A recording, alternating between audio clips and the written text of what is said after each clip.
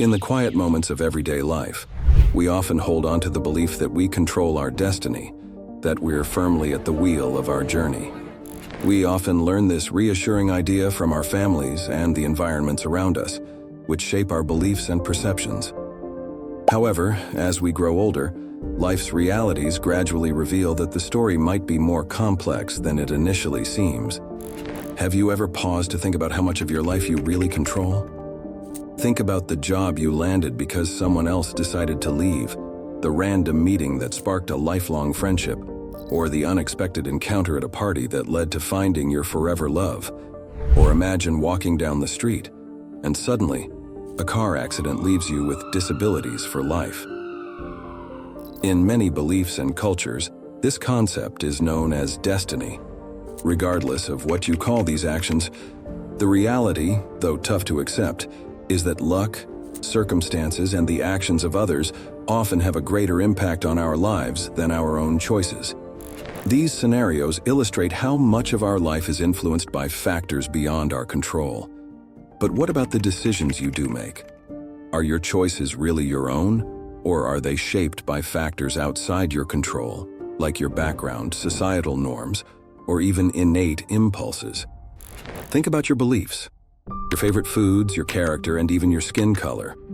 All elements of your identity influenced by inheritance, genetics, and environment. Consider this. If you were born in India, chances are your palate would savor the fragrant spices of biryani and the crispy delight of samosas, while your spiritual compass might align with the teachings of Hinduism or Sikhism. Contrastingly, had you been born in Sweden, your beliefs might incline towards Protestantism or Orthodoxy, and your taste buds might crave the hearty flavors of dishes like färikal or lefse. And if you're born in a war-torn region, your favorite food could be whatever is available, highlighting a stark reality where hunger prevails. This is why many philosophers argue that geography is destiny. The place and family of your birth can significantly shape your life. Now consider your own life. Did you choose your parents, your family environment, your beliefs, or even your life partner? Or are these preferences ingrained in our subconscious? Maybe the real answer lies not in the outcomes we strive to control, but rather in the very process of living itself. The harsh reality is that your subconscious influences every decision you make, whether big or small. Subconscious is itself shaped by chance, societal pressures, and the genetic blueprint we inherit. In embracing this understanding, we can find strength in navigating life's uncertainties with grace and fortitude.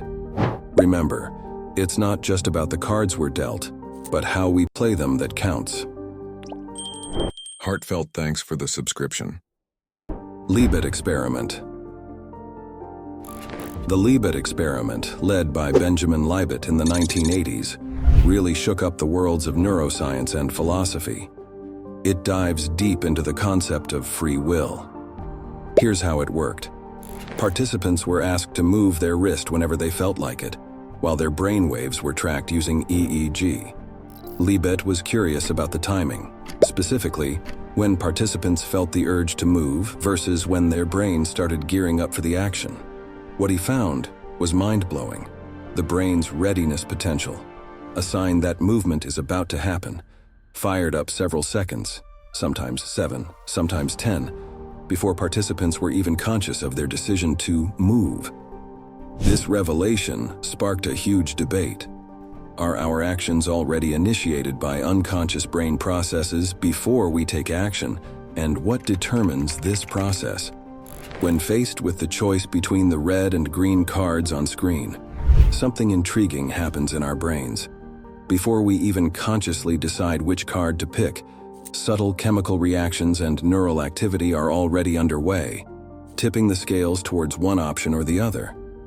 This phenomenon, famously observed in the Libet experiment, suggests that our decisions may not be as spontaneous as we believe them to be.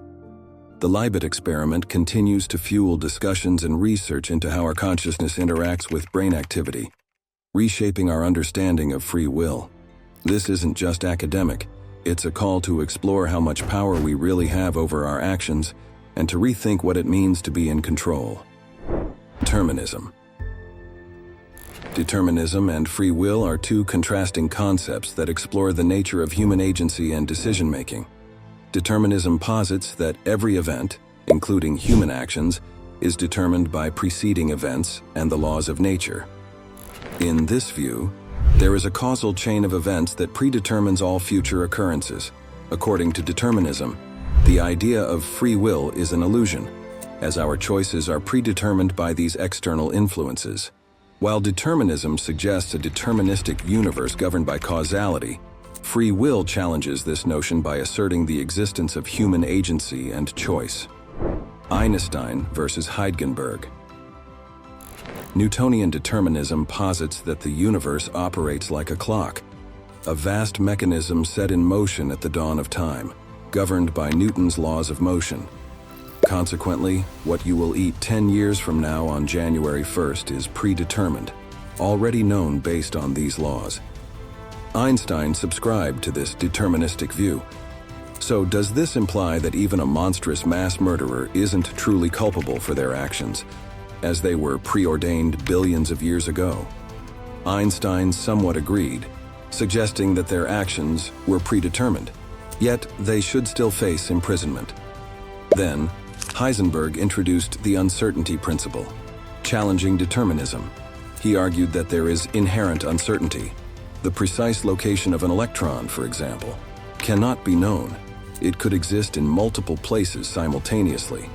Einstein detested this notion, as it contradicted his belief that God does not play dice with the universe. Nevertheless, reality contradicted Einstein's vision. Every observation alters the position of particles. So, what about free will? It suggests that there is an element of unpredictability. Our futures aren't entirely determined by our pasts. Uncertainty always remains, introducing a wild card into every situation. When you look at yourself in a mirror, you don't truly see the present you. It resembles you, but it's not truly you at all. It's not you in the current moment. It's you as you were a billionth of a second ago, as it takes a billionth of a second for light to travel from your eye to the mirror. However, this perspective only captures short-term change. How about the long term? Do you think that the you from years ago is truly you? Reflect on your past photographs, whether from your younger years or previous times, and you'll discern distinct differences. These differences aren't just physical. There's a significant variance in your mind as well. Each passing year brings about changes in how you perceive the world. Have you ever felt like you've lived before? Years ago, you might have disliked certain tastes, but today, you might find yourself enjoying them. Conversely, you may have once disagreed with certain philosophical ideas, only to find yourself embracing them later on. Or perhaps there were topics that once evoked strong emotions in you, but now they seem trivial. So, the big question still remains, and it seems it will persist for a long time. Who or how decided to change this significant difference? Heartfelt thanks for the subscription.